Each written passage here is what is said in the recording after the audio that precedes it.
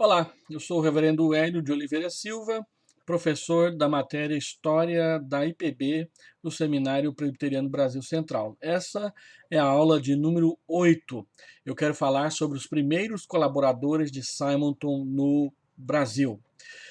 Você já vê logo aí no nosso PowerPoint as fotos de Blackford, Schneider e Chamberlain.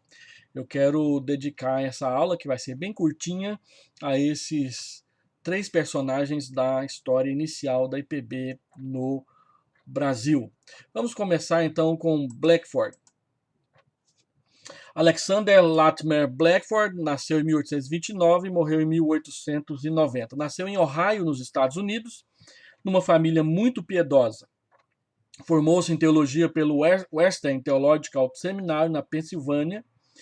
Apresentou-se como missionário para o Brasil, tendo conhecido Simonton antes de vir para o Rio de Janeiro. Casou-se com a irmã de Simonton, Elizabeth, que era conhecida pelo nome de Lily. O casal Blackford chegou ao Rio de Janeiro em julho de 1860, depois de uma tumultuosa viagem de navio. Houve uma tempestade, o navio foi avariado e eles tiveram que esperar quase um mês numa das ilhas ali do Caribe para que o navio fosse reparado. Chegando com quase um mês de atraso aqui no Brasil, Simonton escreveu no seu diário, achando que eles tinham sido mortos e estavam sepultados no fundo do Oceano Atlântico. Mas, graças a Deus, tudo foi resolvido e chegaram no Brasil em 1860, julho de 1860. Blackford foi o primeiro a perceber a importância estratégica de São Paulo como o melhor local para a sede da missão. Mesmo assim, foi um grande ajudador de Simonton e seu substituto na Igreja do Rio de Janeiro durante a sua prolongada viagem aos Estados Unidos de março de 1862, um mês após a organização da Igreja do Rio de Janeiro, até julho de 1863. Em outubro de 1863, logo após o retorno de Simonton dos Estados Unidos, Blackford e Lily ou Elizabeth mudaram-se para São Paulo a fim de fundar o trabalho presbiteriano naquela cidade. A Igreja de São Paulo foi organizada em 5 de março de 1865, depois vamos falar um pouco mais sobre isso. Ele participou da organização do presbitério primitivo, sendo eleito seu primeiro moderador e depois reeleito consecutivamente mais 3 vezes, e sendo eleito moderador do presbitério pela última vez em 1884. Era um homem de temperamento forte e bastante exigente consigo mesmo e com seus colegas. Um detalhe curioso que não podemos deixar passar é que o nome Latimer de Alexander Blackford é a prova de que ele era descendente de Latimer, um dos primeiros reformadores da Inglaterra e que foi martirizado pelo catolicismo romano e pelos reis da Inglaterra lá no início da implantação do protestantismo na Inglaterra. Então ele vem de uma herança reformada e reformadora, bem enraizada na sua família. Como nós dissemos, ele se casou com Elizabeth Simonton, ou Lily, e ela ganhou o nome de Elizabeth Simonton Blackford. Ela teve a honra de ser a primeira missionária presbiteriana a chegar ao Brasil e foi grande ajudadora de seu marido e do seu irmão. Aprendeu a amar profundamente o povo brasileiro, a quem ela chamava de meu povo. Foi no lar amigo e acolhedor dos Blackford de São Paulo que Simonton faleceu. Elizabeth faleceu em 1879 de febre tifoide e está sepultada ao lado de Simonton no cemitério dos protestantes em São Paulo. Lá no cemitério está o túmulo de Simonton. Do lado direito está o José Manuel da Conceição, do lado esquerdo está a Elizabeth, um pouco mais para frente o Francis J. Schneider e alguns membros da sua família. É importante a gente salientar que Elizabeth foi fundamental e ela foi o estupim da decisão definitiva do José Manuel da Conceição de se tornar protestante. Quando José Manuel da Conceição visitou a sua casa e numa conversa entre Blackford, ela e José Manuel da Conceição, ela que dirigiu a palavra a José Manuel da Conceição, perguntando o que faltava, ou perguntando por que ele não tomava a decisão de se tornar protestante de uma vez. Isso ficou na cabeça do José Manuel da Conceição, e então depois ele escreveu uma carta para Blackford dizendo que estava pronto para abandonar o catolicismo e vir para a Igreja Presbiteriana do Brasil. Com a morte inesperada de Simonton, Blackford assumiu o pastorado da Igreja do Rio de Janeiro, nele permanecendo por 10 anos. Nesse período, ele regularizou a documentação dos terrenos da igreja e construiu o primeiro templo presbiteriano do Brasil, aquele que fica do lado direito do templo da Catedral Presbiteriana lá no Rio de Janeiro. Ao longo do seu ministério, organizou as igrejas de São Paulo, em 1865, a de Brotas, em 1865, a de Lorena, em 1867 e a de Sorocaba, em 1869. Lecionou no Seminário Primitivo, de 1867 até 1870, quando o seminário foi dissolvido. Entre 1877 e 1880, desligou-se da Junta de Missões para ser agente da Sociedade Bíblica Americana, viajando por boa parte do território brasileiro, produzindo com alguns colegas uma versão brasileira do Novo Testamento. Ele tinha um conhecimento muito profundo do grego do Novo Testamento. Com a morte de Elizabeth, em 1879, ele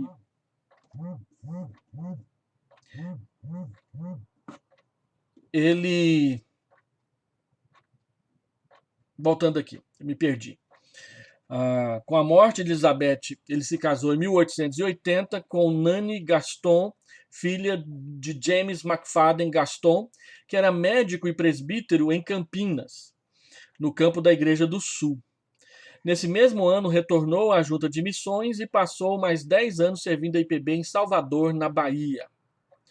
Participou da organização do Sínodo Brasileiro em 1888, sendo eleito o primeiro moderador. Aos 30 anos dedicado à evangelização do Brasil, retornou para os Estados Unidos em gozo de merecidas férias em 1890, falecendo 2 meses depois, no dia 14 de maio, em Atlanta, pouco depois da sua chegada. Está registrado que, pouco antes de morrer, cantou hinos na língua dos brasileiros, o povo que ele amou abundantemente. O outro obreiro, essa é uma fotografia de Blackford com os primeiros seminaristas lá do Seminário Primitivo. Aqui está o Miguel Torres. Eu acho que esse é o Antônio Pedro. Não sei se esse aqui é o Antônio Trajano. E esse aqui é o Carvalhosa. Ou contrário. Acho que esse aqui é o Trajano e esse é o Carvalhosa. Muito bem. O outro missionário, então, foi Francis Joseph Christoph Schneider, de 1832 a 1910. Schneider é um alemão de Erfurt que emigrou para os Estados Unidos e lá estudou teologia no Western Theological Seminary em Allegheny. Não sei se é assim que lê. Sendo ordenado pelo presbitério de Salisbury, na Pensilvânia. Chegou ao Rio de Janeiro em dezembro de 1861 e no mês seguinte participou da organização da Igreja Mãe do Presbiterianismo Nacional.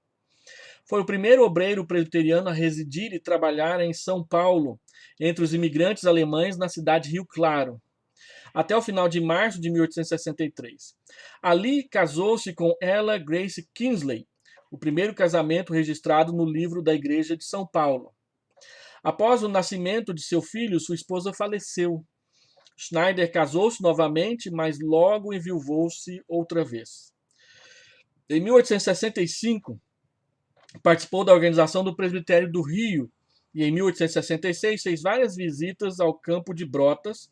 Retornando ao Rio, colaborou intensamente no púlpito da igreja, no jornal Imprensa Evangélica e no Seminário Primitivo. Em 69 e 72, foi moderador do presbitério e, em 70 e 71, auxiliou Chamberlain na Igreja de São Paulo. Em 9 de fevereiro de 1871, desembarcou em Salvador com a difícil tarefa de implantar a IPB na Bahia. Salvador era a sede do arcebispado metropolitano e o centro da ação católica no país. Organizou a Igreja de Salvador em 21 de abril de 1872, pouco mais de um ano após a sua chegada. Isso foi um feito, com 2 professos. O terceiro membro recebido foi o negro Marcos Luiz da Boa Morte, o qual entregou a Schneider mudas de laranja baiana que, levadas aos Estados Unidos, foram ponto de partida para o cultivo dessa variedade naquele país. Colaborou com a organização da Igreja de Cachoeira da Bahia em 1875. De 1877 a 1882, passou um período nos Estados Unidos traduzindo obras teológicas para o português. Ao retornar ao Rio de Janeiro, participou da criação do Sínodo Brasileiro em 1888. Ele aparece lá destacadamente na foto. Em 1890, transferiu-se para São Paulo, onde tornou-se funcionário público estadual da Secretaria de Agricultura, seção de meteorologia. Ele gostava desses assuntos e era convidado para dar palestras sobre meteorologia, geografia e essas coisas, de tal modo que se encantaram tanto com a sua palavra que acabou sendo contratado como funcionário público aqui no Brasil. Ele presidiu a Comissão Sinodal para a Edificação de Templos em 1892. Lecionou grego e física no Instituto Teológico de São Paulo, fundado por Eduardo Carlos Pereira, em 1893. E no Seminário Presbiteriano, no período em que esteve em Nova Friburgo, em 1895. Jubilou-se em 1895 pelo Presbitério de São Paulo. Schneider era um homem austero e de gênio impulsivo. Procurava ser rigorosamente exato, exigindo o mesmo dos outros. Sempre participou ativamente das reuniões conciliares. Faleceu em 21 de março de 1910, como o último dos companheiros de Simonton. Não era um pastor evangelista, como seus contemporâneos, contudo, contribuiu valiosamente na formação dos candidatos ao ministério, na literatura evangélica e na obra missionária. Ele está sepultado quase ao lado de Simonton, lá no cemitério de São Paulo. Eu visitei o seu túmulo. O terceiro obreiro que colaborou com Simonton foi George Whitfield Chamberlain. Essa foto é de 1862. Chamberlain nasceu em 13 de agosto de 1839, fez aniversário há poucos dias atrás, em Waterford, na Pensilvânia. Chegou ao Brasil ainda como um leigo em julho de 1862, no mesmo navio que trouxe Simonton para o Brasil. Perdão, ele viajou com Simonton, foi em outra oportunidade. Depois de uma passagem por São Paulo e pelo Rio Grande do Sul, voltou ao Rio em maio de 1864. Ele veio ao Brasil por indicação médica para cuidar da saúde. Naquela época havia a ideia de que o clima mais quente fazia bem para vários tipos de enfermidade. Então ele veio para o Brasil por causa disso.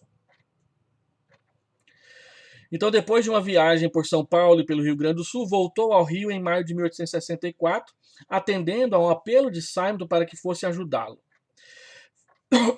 Fez companhia a Simonton nos dias amargos que seguiram a morte de Ellen.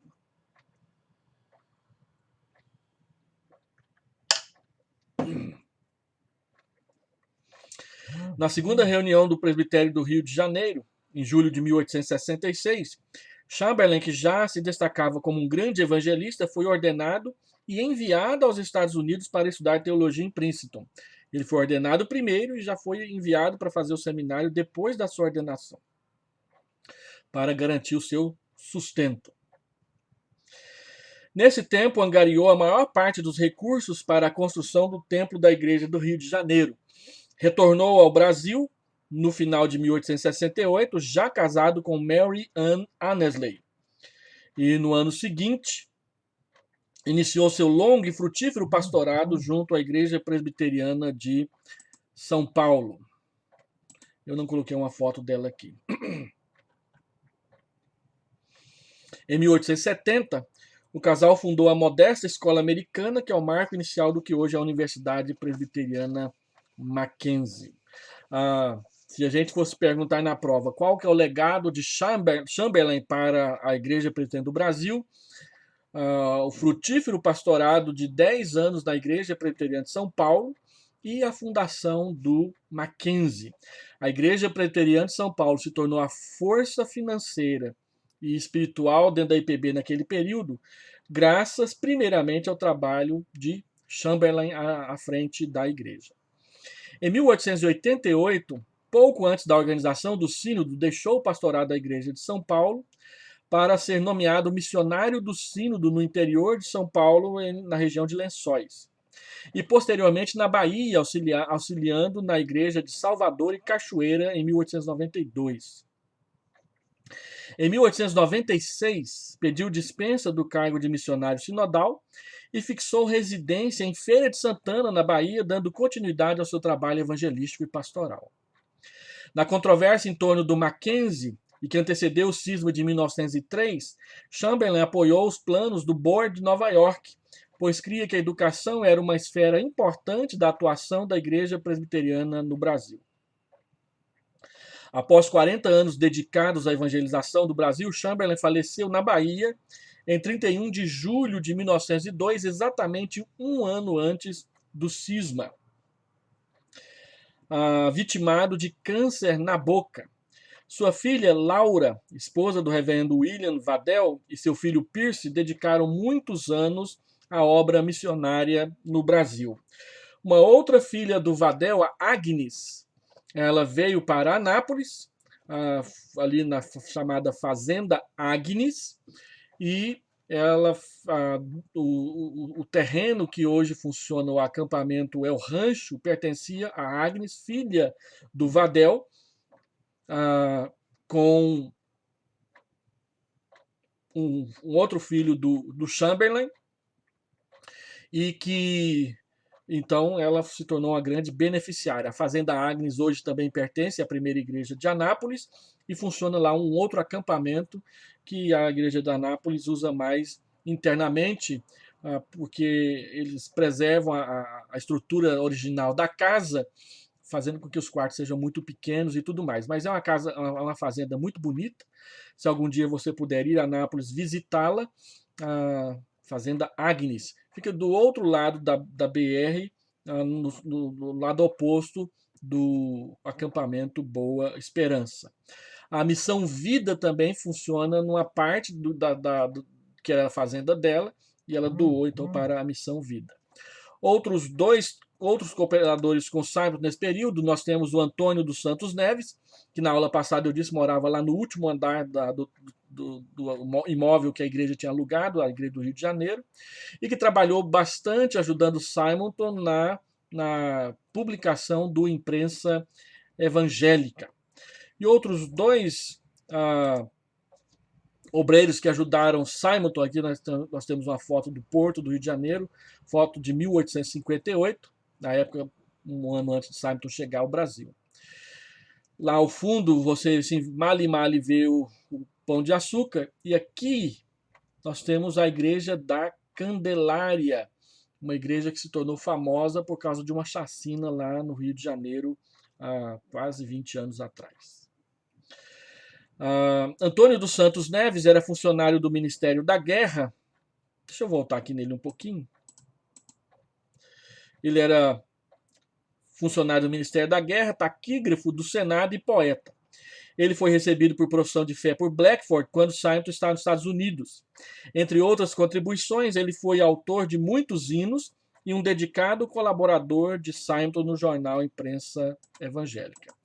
Então, o outro é o reverendo Emanuel Natanael Pires, que ajudou Simonton no Rio de Janeiro, ajudou Blackford em São Paulo, atuou na igreja de Brotas, trabalhou em Borda da Mata e também ajudou em Sorocaba, mas ele teve uma desavença com o presbitério em 1868 e pediu perdão e ficou de retornar em 1869, mas não compareceu à reunião, o que levou os missionários a pedirem o seu desligamento. Depois ele voltou para os Estados Unidos, pastoreou algumas igrejas portuguesas na região de Jacksonville e de Springfield, ali no estado de Illinois.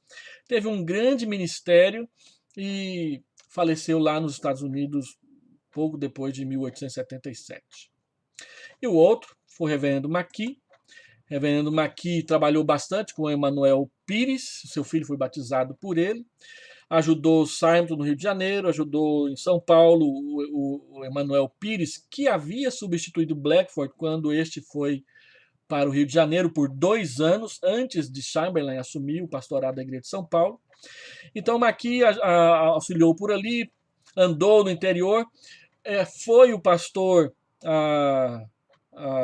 que ajudou na igreja de Sorocaba. Na verdade, a igreja de Sorocaba tinha sido alvo do trabalho de Emanuel Pires, e por causa do desligamento dele, Blackford teve que assumir rapidamente o pastorado de Sorocaba, organizando a igreja no final de 1869. McKee voltou para os Estados Unidos. Ele teve muita dificuldade de aprender o português, tinha muita dificuldade de se comunicar em português, por isso voltou para os Estados Unidos. E indo para os Estados Unidos foi pastorear exatamente igrejas portuguesas, pastoreou 4 igrejas portuguesas nos Estados Unidos, mas ele faleceu em 1871 com apenas 34 anos de idade. Por isso quase não se fala nele.